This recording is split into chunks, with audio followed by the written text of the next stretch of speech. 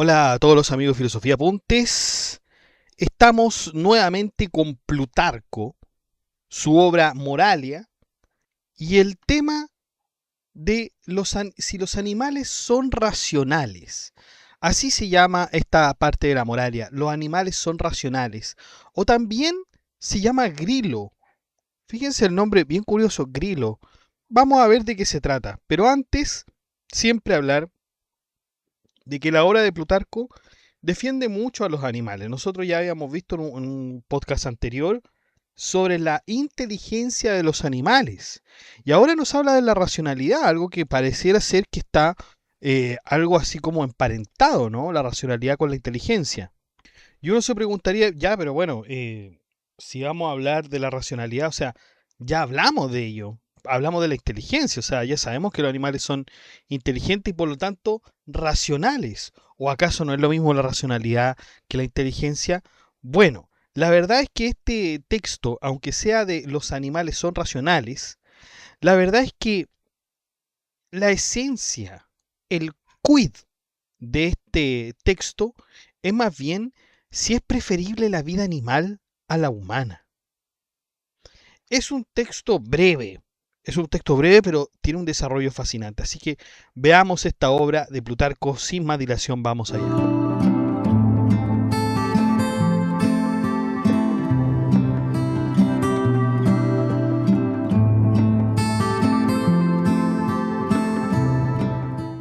Bueno, vamos primero entonces a ver los personajes de este texto. Fíjense que tenemos a los personajes de la Odisea. Sí, la Odisea de Homero. Es decir, tenemos a Ulises, tenemos a Circe y tenemos a Grilo. Claro, estamos entonces en ese capítulo en que la tripulación de Ulises desembarcaron en la isla de Ea. Y ahí Ulises mandó a desembarcar a la mitad de la tripulación y él se quedó en la nave con el resto. Y ahí los demás se encontraron con Circe. Y Circe los invitó a un banquete. Pero el tema es que Circe hechizó la comida con una de sus pociones. Y luego, cuando se hubieron atiborrado del banquete, empleó su vara mágica y los transformó en cerdos. Logró escapar uno que era Euríloco, que desde el principio sospechaba que había algo muy raro con esta mujer, y que avisó a Odiseo y a los otros que habían permanecido en el barco. ¿Ya? Ese es el contexto. ¿Ya? Recordemos que Ulises, Ulises o Odiseo, ¿no? Se dice de las dos formas. Entonces tenemos a Circe y a Ulises. Ulises entonces va a enfrentar a Circe y ahí se da cuenta que muchos de sus compañeros han sido transformados en animales. Y al verlos, Ulises, fiel a su orgullo humano, le pide a la hechicera que le permita devolverle su forma original, convencido de que así ganará gloria entre los griegos. Para él vivir como animal es una desgracia, una vida lamentable y deshonrosa, eso es lo que es. Pero Circe con calma y una ironía casi maternal, le responde que su afán de gloria solo traerá ruina, pues no entiende lo que realmente ocurre. Y Ulises molesto le insiste, ¿cómo puede ser una desgracia dejar de ser animal y volver a ser hombre? Ulises piensa que Circe lo que quiere en realidad es engañarlo con palabras astutas. Pero Circe le recuerda que ya antes ha cometido locuras peores. Rechazó vivir con ella sin vejez ni muerte porque por seguir a una mujer mortal, que recordemos que era Penélope, solo para ganar fama y admiración entre los hombres. Y aquí en este discurso de Circe ya debe haber algo que nos llame la atención, porque Circe le recuerda, o sea, le recuerda que ya antes ha cometido locuras peores, o sea, que rechazó vivir con ella. Y uno dice, ¿cuándo Circe le dijo que se fuera a vivir con ella? La verdad es que este relato no aparece en la Odisea, no aparece en la Odisea, pareciera ser más bien que Plutarco nos está hablando de un recuerdo de Calipso, ¿ah? Que era la diosa que le promete la inmortalidad si se queda con ella. probablemente ahí hay una confusión, algo que Plutarco, de alguna manera, como se dice en buen chileno, se traspapeló. Puede ser. Ujú.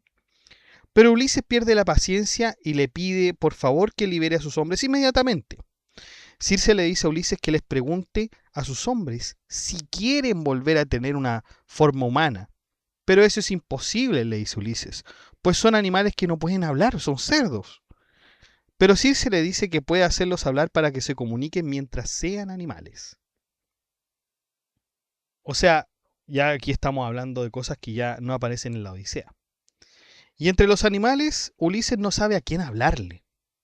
Circe le pide que elija cualquiera, y al elegirlo no sabe cómo llamarlo. Circe le dice que puede llamarlo Grilo, que significa cerdo en griego antiguo.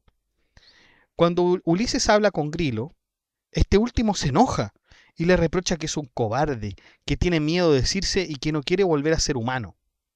Lo califica como la más fatigosa y desdichada de todas las criaturas. Es decir, pareciera ser que Grilo, o el compañero, el marinero de Ulises, no quiere volver a ser humano. Y Ulises, sorprendido, le dice que la transformación no solo ha minado su aspecto físico, sino que también su espíritu. Sin embargo, Grilo le dice que no, y que le bastó vivir un poco como cerdo para darse cuenta que la vida como animal es mucho mejor. En consecuencia, Grilo está dispuesto a demostrarle que su punto es el correcto, o sea, está a punto de iniciarse una discusión. En primer lugar, Grilo se propone a demostrar que los animales son más virtuosos que los hombres. Grilo quiere empezar señalando las virtudes que, según los humanos, son los que tienen más cercanía con ellas que los animales. Eso siempre se dice, que los hombres siempre, o los seres humanos, tienen la virtud, ¿no? Y los animales no la tienen o la tienen en muy poco, en muy poco valor, ¿no? Comienza con preguntarle si no prefiere más la tierra de los cíclopes, que es más fértil que Ítaca, que es su propia tierra. Y Ulises responde que prefiere mucho más su tierra que la de los cíclopes, pero que alaba y admira la de los cíclopes igual. Entonces dice Grilo, el más inteligente de los hombres piensa que es bueno estimar y alabar unas cosas, pero elegir y querer otras. Esto también se puede aplicar al alma, pues esta es como la tierra, el alma. En efecto, hay almas que tienen dificultad para generar virtud, por ejemplo, Ítaca, y otras que tienen mucha facilidad para generar virtud, como en la tierra de los cíclopes. Y Ulises, sí, se concuerda con esto. Y Grilo le dice que, de ser así, los animales son mucho más virtuosos que los hombres, pues la virtud que ejercen ellos no es instruida por las leyes o por la naturaleza. Ellos automáticamente cumplen su función de forma natural. No necesitan ser instruidos. Claro, por ejemplo, nosotros cuando veíamos las categorías de los seres y las causalidades de los seres, cuando nosotros observábamos la causa final, según Aristóteles, veíamos que, bueno, ¿cuál es la causa final del perro? ¿Cuál es la causa final del gato? Ser lo más perro que sea o ser lo más gato que sea. Y el ser humano, ser lo más humano que sea. Y cumple con esto el ser humano, cumple con siempre ser lo más humano que sea. Pareciera ser que no, pareciera ser que no. Entonces, los animales siempre cumplen su función, siempre, siempre. Ahí está la discusión también si los animales tienen libre albedrío, porque en realidad siempre ellos obedecen sus dictámenes del instinto, ¿ya? Pero bueno, ese es otro tema. Entonces, Ulises le objeta y dice, ¿de qué virtud pueden participar los animales? Y Grilo le contesta que mucho más que cualquier hombre sabio, pues hacen lo que hacen por su naturaleza y por tanto no podemos más que llamarlos virtuosos en aquellas tareas. Por lo demás, son mucho más valientes que algunos hombres que huyen de las batallas, pues los animales luchan hasta el final, no ruegan, no suplican compasión, son los seres más valientes que existen. Por otro lado, ningún animal es esclavo de otro, en cambio el hombre sí puede serlo. El espíritu de resistencia está incorporado en los animales, en cambio los hombres deben generarlo con mucho esfuerzo. Además, Grillo sostiene que en los animales hay un equilibrio natural entre fuerza y virtud. La hembra no es inferior al macho, sino que participa igualmente del valor y el vigor. Pone ejemplos del reino animal: leonas, panteras, cerdas y zorros, que luchan con coraje por su supervivencia o por proteger a sus crías. Incluso recuerda figuras míticas como la cerda de Cromión, la esfinge o la zorra de Teumeso, que son criaturas femeninas que superaron en fuerza o inteligencia a muchos hombres. Con ironía también contrasta esto con la conducta humana y dice que en los hombres el espíritu de resistencia va contra su propia naturaleza, pues su vida está llena de desigualdad, cobardía y dependencia. Critica que mientras las hembras animales son valientes y protectoras, las mujeres humanas, confinadas al hogar, apenas reaccionan ante el peligro. Solo hace una excepción con las espartanas, conocidas por su valor, para indicar aún más la comparación, pero está a la vista. En consecuencia, el hombre tiene una valentía por necesidad legal, o sea, porque lo mandan a ir a la guerra. Grillo señala que cuando los poetas quieren alabar el valor o la fuerza de un guerrero, lo comparan con un animal. Dice que tiene un corazón leonino, que lucha como un jabalí o que posee espíritu de lobo. En cambio, nadie dice de un león que tiene un corazón humano, ni de un jabalí que lucha como un hombre. Que incluso el lenguaje poético reconoce la superioridad natural del valor animal sobre el humano. Ulises queda estupefacto, queda sorprendido y le dice con tono entre irónico y admirado: caramba, Grilo, debiste de ser un consumado sofista, porque tiene una tremenda dialéctica para defender a los animales. Y luego agrega: ¿por qué no continúa hablando de la templanza, que también es una virtud? Con el propósito de decirle: oye, los animales no tienen templanza, ¿por qué no hablas de la templanza? Y con ironía, Grilo le dice que Ulises solo quiere hablar de templanza porque está casado con una mujer casta, que es Penélope, recordemos, y cree demostrar su virtud rechazando los encantos de Circe. Pero enseguida desarma esa idea. La continencia humana no supera la de los animales, porque los animales no sienten deseos antinaturales. No buscan unirse con seres superiores ni inferiores, sino solo con sus iguales por placer y por amor natural. En cambio, los humanos, dice con mordacidad, son los únicos que corrompen el deseo con ambición, exceso o transgresión. Nos pone ejemplos mitológicos y naturales. Recuerda al chivo de Mendes, símbolo de fertilidad egipcia, que aún rodeado de mujeres hermosas, no sintió deseo por ella, y menciona también a las Cornelias, cuya fidelidad y castidad superan a la de Penélope. Si muere el macho, permanecen viudas durante 9 generaciones humanas. Con esto entonces Grilo va ridiculizando entonces la virtud humana y muestra que la templanza verdadera es natural y no impuesta, y que los animales, al seguir su naturaleza, son más puros y equilibrados que los hombres. De hecho, Grilo define la templanza y la define como una regulación y ordenamiento de los deseos, donde se eliminan los superfluos y se moderan los necesarios. O sea, su definición coincide con la tradición ética socrática y estoica. La virtud no consiste en reprimir, sino en ordenar los impulsos conforme a la razón. Pero en boca de un cerdo esta definición tiene un valor irónico, porque el animal, que el hombre considera esclavo del instinto, se muestra aquí como modelo del equilibrio interior. Y aquí distingue los tipos de deseos. Hay los de comida y bebida, que son naturales y necesarios porque garantizan la supervivencia. En cambio, los deseos sexuales, aunque también naturales, no son necesarios, ya que se puede vivir sin satisfacerlos. Esta distinción en realidad, chiquillos, es tomada de Aristóteles y de los estoicos, y Grilo se sirve de ella para insinuar que los animales practican mejor la templanza porque satisfacen solamente lo indispensable. Además de los deseos naturales y necesarios, y los naturales pero no necesarios, como los sexuales, existen otros muchos peores, que son los deseos ni naturales ni necesarios, que provienen de la vanidad, el lujo y la ambición humana. Y estos deseos artificiales, por ejemplo la búsqueda de poder, de riqueza o de placer excesivo, han invadido el alma del hombre como una tropa enemiga desplazando sus impulsos naturales y destruyendo su armonía anterior. En cambio, los animales, dice Grillo, mantienen sus almas puras y libres de esos deseos extraños, ¿ya? No se dejan contaminar por pasiones ajenas a su naturaleza. Viven con simplicidad, guiados solo por lo que necesitan para existir. Así su vida es más equilibrada, más templada y en el fondo es más racional. En el fondo es más racional.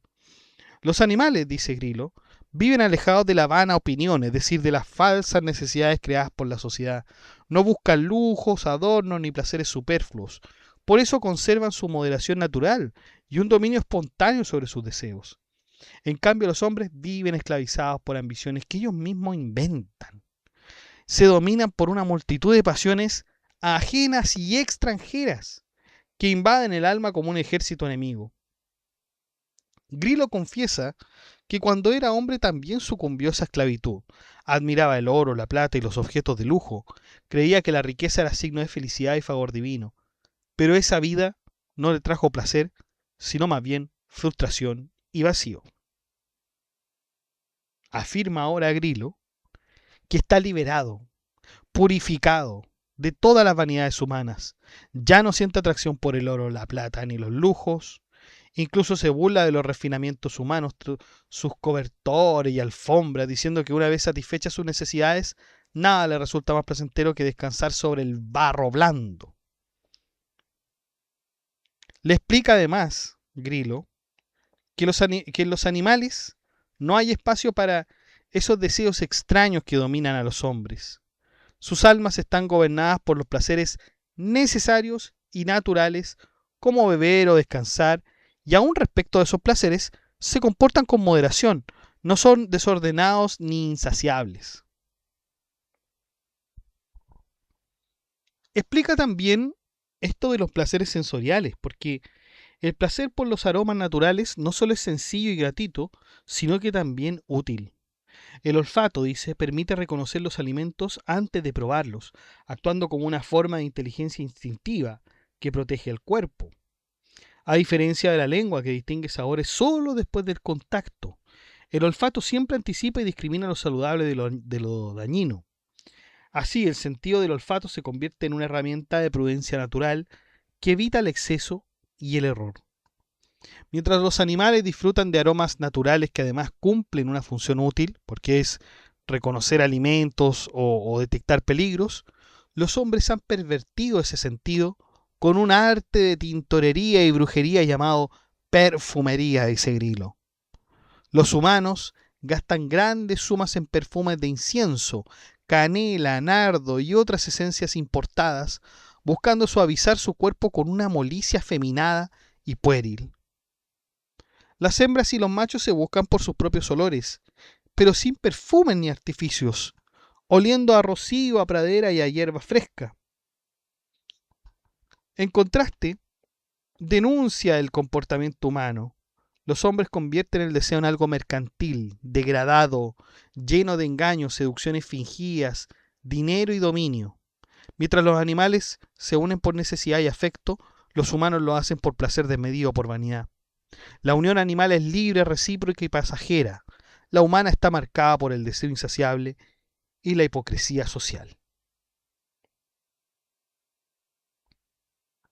Por cierto que los animales, dice Grillo, jamás han incurrido en uniones contra natura. Los machos se unen con hembras y las hembras con machos, movidas por el ciclo natural del deseo. En cambio, los hombres, incluso sus majestuosos y nobles personajes, han caído en excesos, pasiones desviadas y amores irracionales. Menciona ejemplos de héroes míticos y admirados: Agamenón, que perseguía al joven Argino; Heracles, que se separó de su expedición por un efebo; y Aquiles, a quien se sigue recordando por su amor hacia Patroclo. Con ironía, entonces, Grillo denuncia que estas figuras, a las que los humanos veneran, violan el orden natural que los animales respetan sin esfuerzo, naturalmente. Cuando un gallo intenta copular con otro macho, los propios hombres lo queman vivo, considerándolo un signo ominoso. Es decir, los mismos humanos practican estas acciones en secreto y castigan a los animales lo que ellos hacen abiertamente. Ni siquiera la ley ni la naturaleza logran contener los impulsos humanos. Los hombres son arrastrados por un torrente por sus deseos, desmedidos, incapaces de mantenerse dentro de límites racionales. Mientras los animales siguen los ciclos y las leyes naturales del instinto, los hombres perturban ese orden con sus excesos sexuales. Es más, dice Grillo, hay hombres que se han unido con cabras, con cerdas, yeguas, y las mujeres han enloquecido de deseo por animales machos. De esas uniones contra natura surgieron los monstruos míticos, es decir, los minotauros, los egipanes, esfinges y centauros, símbolos del orden moral humano y del mestizaje entre lo racional y lo bestial. Aunque a veces un animal hambriento puede atacar o devorar a un hombre, jamás busca unirse sexualmente con él. Los hombres, en cambio, sí han violentado y abusado de los animales, no por necesidad, sino que por placer. Vamos ahora con los hábitos alimenticios. Los deseos necesarios, como el hambre y la sed, son el terreno donde mejor se evidencia esa diferencia. Los animales buscan en la comida placer acompañado de utilidad, es decir, comen lo necesario para vivir y conservar la salud. En cambio, los hombres buscan ante todo el placer, no la necesidad, y esa búsqueda los lleva a enfermar. Plutarco pone en boca de Grillo una crítica de raíz estoica y médica. La mayoría de las enfermedades humanas provienen del exceso, del hartazgo físico que llena el cuerpo de impurezas y lo vuelve esclavo del apetito. Luego Grillo compara los hábitos alimenticios. Cada especie animal tiene su dieta natural y constante. Los herbívoros comen hierba, los carnívoros carne, y ninguno invade el alimento del otro. Incluso el león, dice, deja pastar al ciervo y el lobo a la oveja, demostrando una forma de respeto natural por el orden vital. El hombre, en cambio, no tiene límites. Su curiosidad y gula lo impulsan a probar todo, a devorar lo que encuentra, como si aún no supiera qué es lo adecuado para él. Los hombres usan a los animales como simple golosina, un lujo innecesario que adorna sus comidas. Luego ahí lanza una pregunta implícita. Y de hecho, aquí hay una especie de laguna en el texto de todas formas, pero que pareciera ser que es la siguiente. ¿Por qué, si dependen tanto de ellos, se creen superiores? Estamos entonces contraponiendo la inteligencia del hombre con la sabiduría de los animales. Los animales no necesitan artes vanas ni oficios aprendidos con salario o esfuerzo. Su conocimiento es innato, espontáneo. Saben curarse, cazar, defenderse y procurarse alimento sin maestros ni especialistas. Lo que en los hombres requiere enseñanza y división del trabajo, la medicina, la agricultura y la música, en los animales surge de modo connatural como una extensión de su naturaleza racional. Grillo lo compara con los egipcios, que son todos médicos. Mientras los hombres se especializan por necesidad y limitación, los animales poseen una sabiduría integral suficiente para vivir en equilibrio con su entorno. No necesitan ser tremendos especialistas. Los cerdos que cuando enferman buscan cangrejos en los ríos para curarse. Las tortugas que comen orégano después de devorar una víbora para contrarrestar el veneno.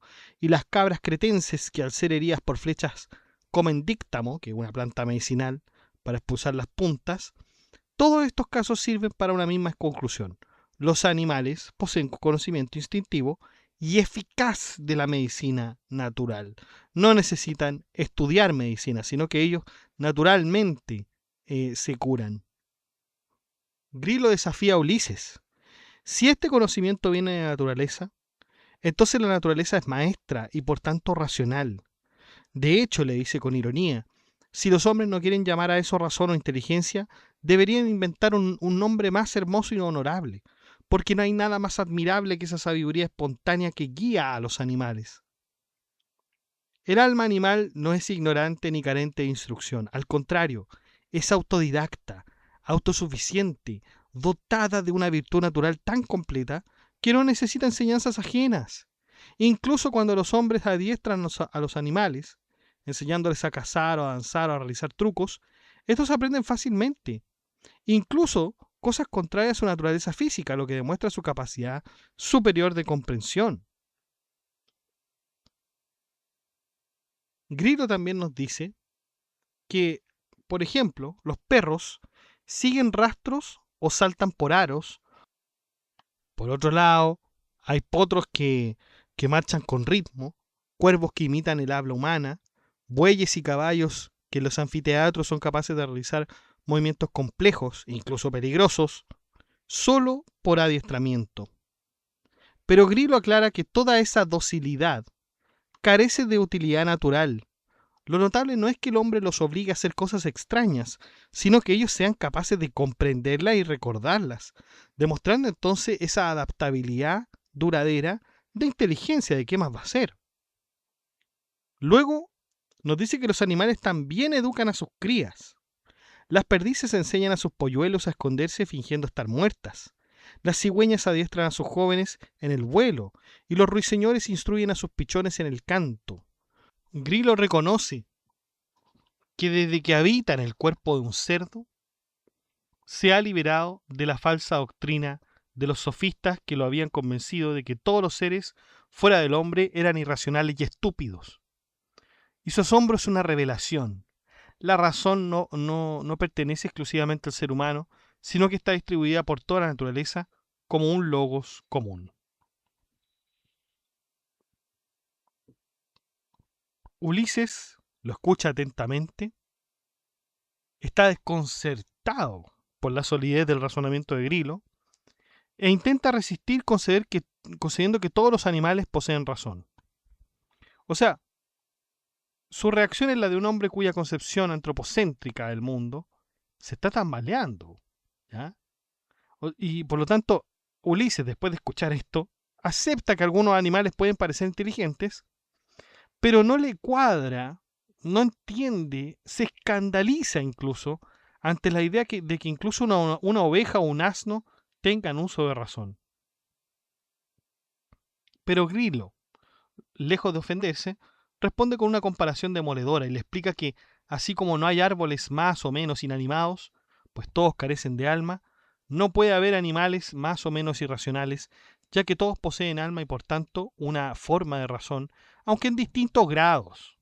Si algunos animales parecen más torpes o menos hábiles, eso no significa que carezcan de entendimiento, sino que su inteligencia varía en perfección según su naturaleza, del mismo modo que entre los hombres hay diferencias enormes entre el sabio y el necio. Grillo además nos dice que comparar a una oveja o un asno con una abeja, o un lobo con una zorra, no demuestra irracionalidad, sino diversidad de dones naturales.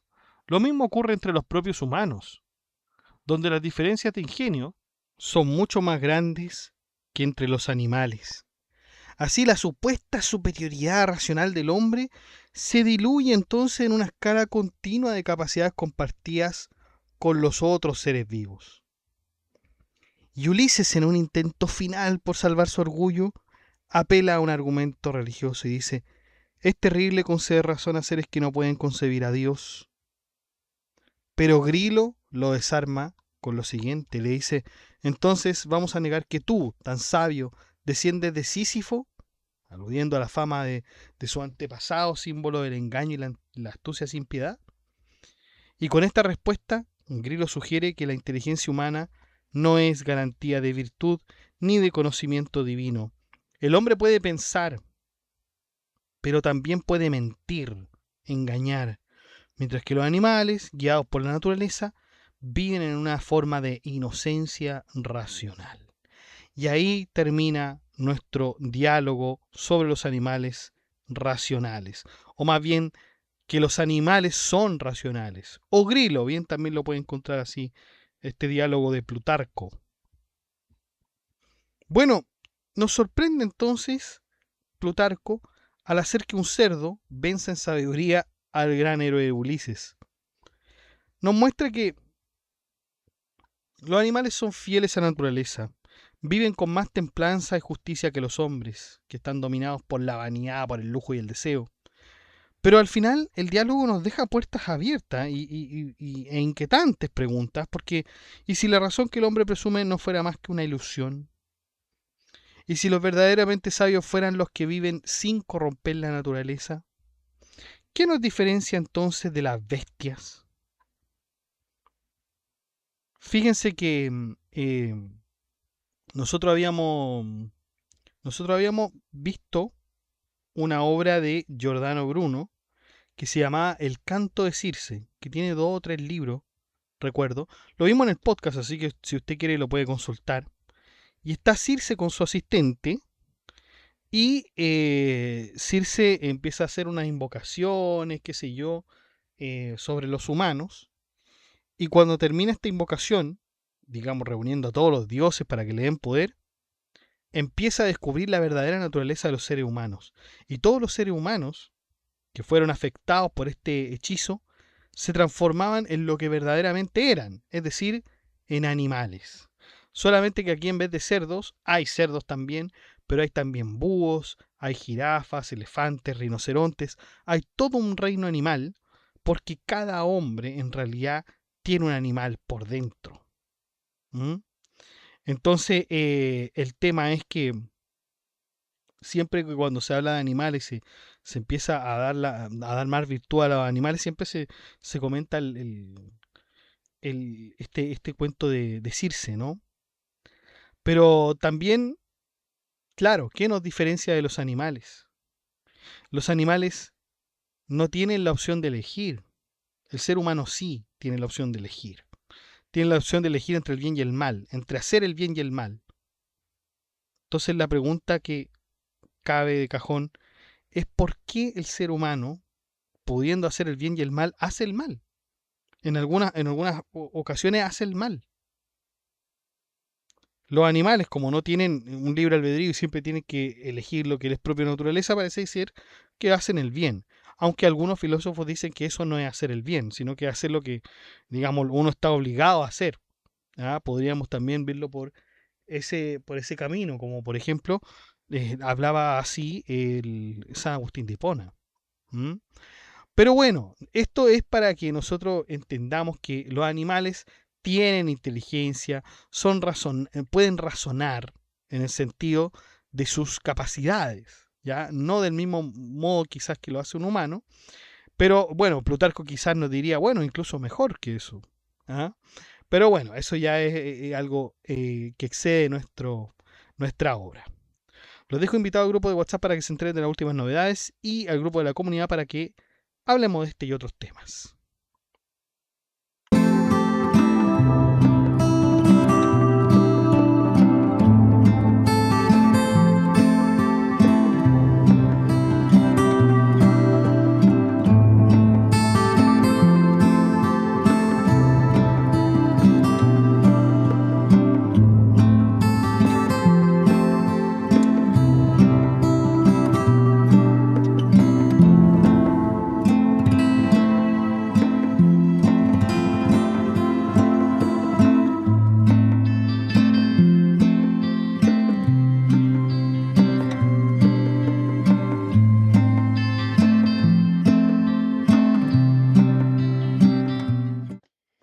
Bueno chicos, y eso ha sido todo. Muchas gracias por escuchar este podcast. Si le ha gustado, de like, comente, comparta, suscríbase, acceda al blog que está en la descripción del video, haga soporte en PayPal y en Patreon. Saludamos a nuestros mecenas. En primer lugar, a Diego, que es el mecenas nivel Lorenzo de Medici. Muchas gracias, Diego. Su apoyo permite seleccionar y hacer posible el episodio destacado de este mes. Además, su participación no solo respalda este trabajo, sino que también orienta el rumbo de nuestras investigaciones. Así que muchas gracias, Diego. Agradecemos también a nuestro mecenas medieval, que es Gab Welther. Agradecemos su compromiso sostenido con la preservación de este canal, de la transmisión del conocimiento, entre otros. Su aporte contribuye a mantener vivo este espacio de estudio y reflexión. Muchas gracias, Gab Welther. Saludamos a nuestros mecenas romanos que son Abstract Panicker, José Manuel Santos, Ricardo, Mayra Alejandra Durán, Luis Gilberto Sorio Casas, Leticia Mejías, Noecita, Luan Santos y Lago Sam. Tiene este proyecto mes a mes. Su constancia y apoyo permiten que esta labor continúe con seriedad, disciplina y dedicación. Y usted también puede ser un mecenas y apoyar este proyecto educativo que es Filosofía Apuntes, haciendo clic en el botón unirse de cada video, en el cual usted podrá encontrar todas las membresías y usted podrá escoger la que mejor le acomode, la que mejor le resulte. Que estén bien, cuídense, chao.